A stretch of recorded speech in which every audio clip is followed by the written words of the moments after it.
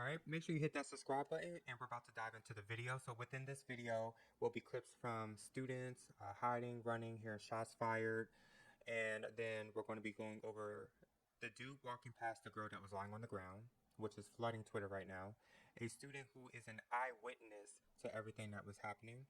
Then we're going to go over the sheriff speaking out with the updates, and then we're going to go over the interview that was done with CNN and a student, and that student is blaming Trump and Ron, but you get the gist. So we're gonna play the video.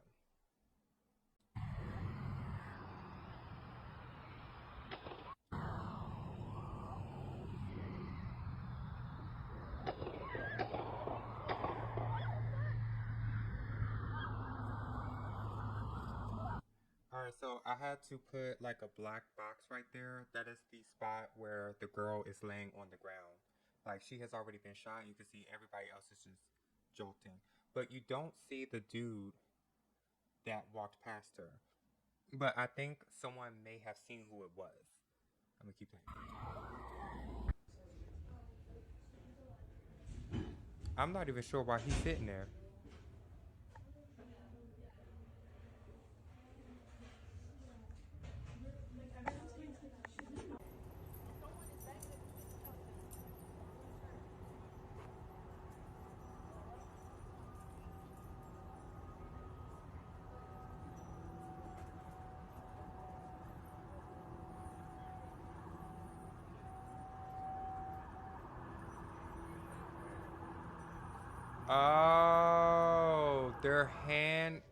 They're putting handcuffs on him. I'm just now noticing that.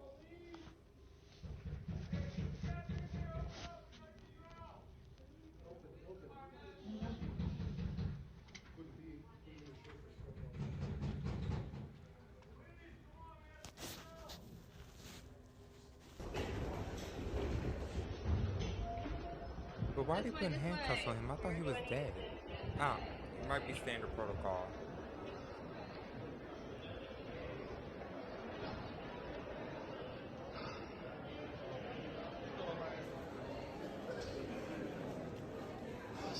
Fucking real, dude.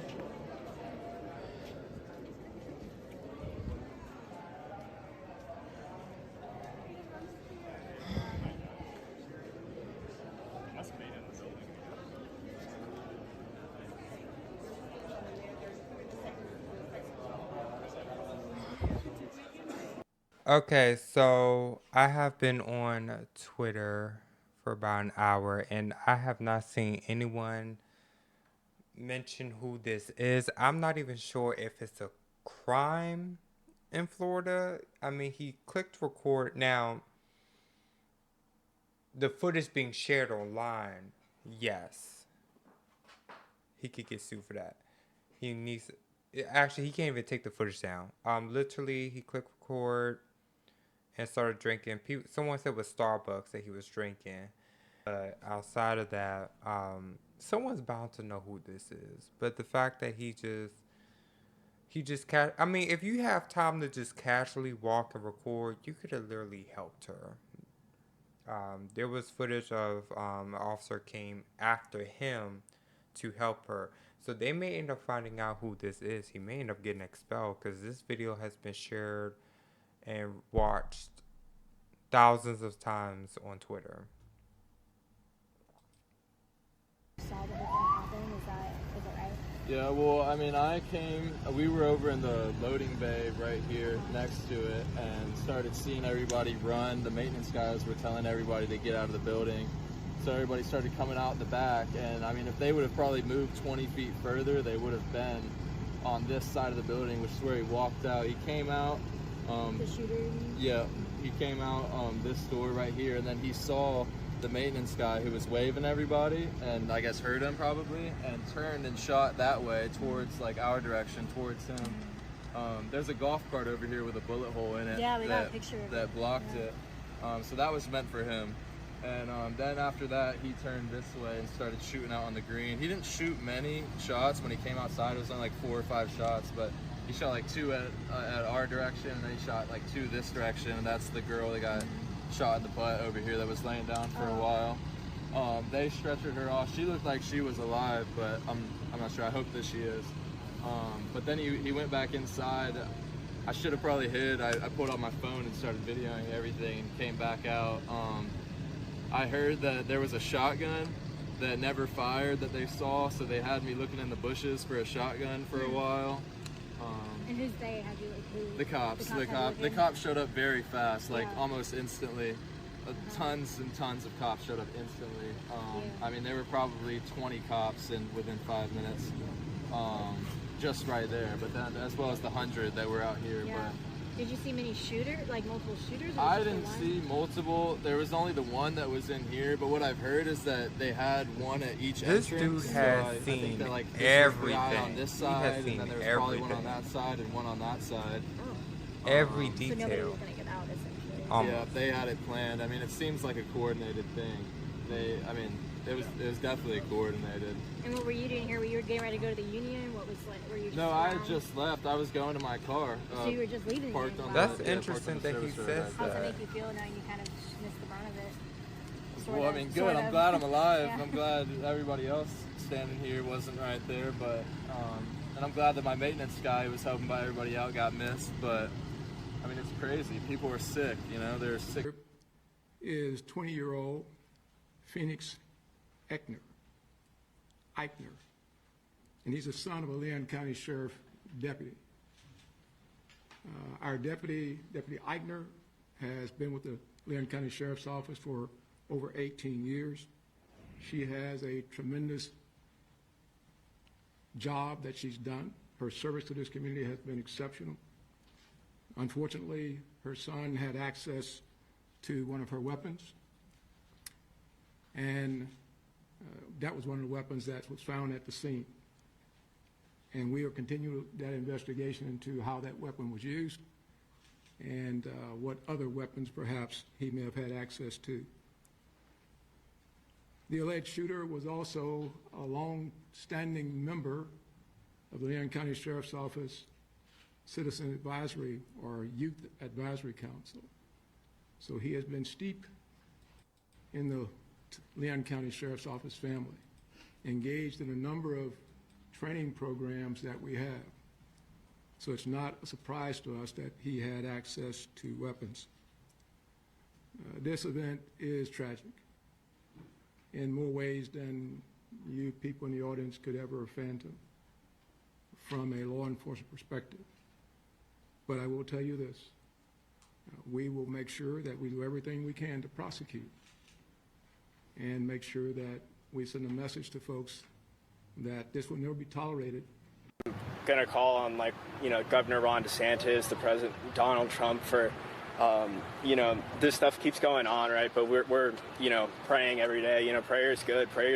Spirituality is good, but, prayers don't do much, right? So, it's good for the soul, but is this still happening? I think it is. So, we need to make some gun reforms. In a crisis like this, I can understand going after your governor. Going after Trump in a crisis like this because you have a distaste for him, this is not even necessary. These type of shootings, it's actually both sides, to be honest. These shootings have been going on since I was in elementary school, middle school. Like and that's when we started doing like drills, mass shooting drills. After that, then bombing drills, because then we kept getting bomb drills. But before that, it was a crazy time. But before that, like, the first one that I knew of was Virginia Tech. That was the one that went worldwide. Everyone knew about Virginia Tech. There's been shootings going on for years. The question comes down to what type of reform.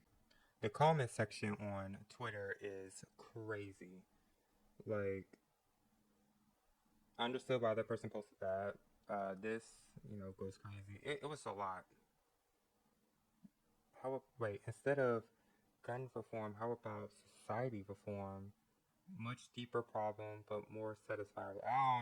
I don't know about that.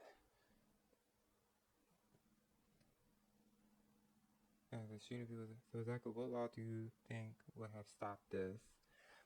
Oh, wow, okay. I don't buy that at all. Other countries have less gun deaths than U.S. because they have competent laws. Look at Canada. I thought you weren't allowed to have a gun in Canada. Like, the only people that had guns was, like, the officers or something. That's not my jurisdiction.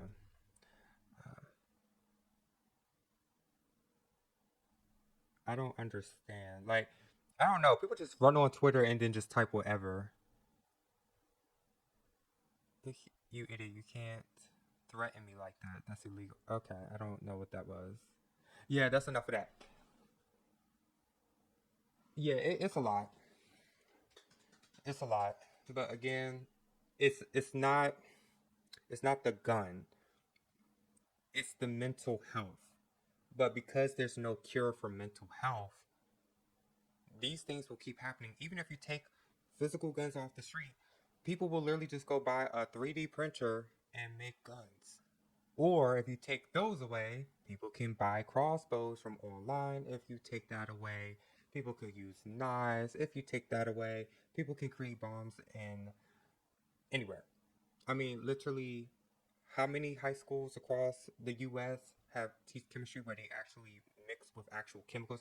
There's some high schools, certain areas, certain counties where they just tell you, "Hey, learn the chart, H2O."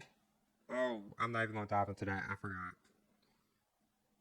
Yeah, I'm not even gonna try it. Okay, so it's like, okay, so then it just goes down to what is left. People are always going. People that have a serious mental issue that want to do harm. There's always going to be somebody that's going to find a way. If they can't do bombing, okay, next, hacking. We already got those out there. Okay, we don't need more people going in, learning coding, and then coming back and attacking their own citizens. So it's like, damn if you do, damn if you don't. I understand people want gun reform. Then you have this group, another group of people where they're like, remove the guns. Well, people can make their own guns, or they can get a 3D printer. It's just, you take one thing away, something else comes into place. But yeah, make sure y'all hit that subscribe button. I'll see you in the next video.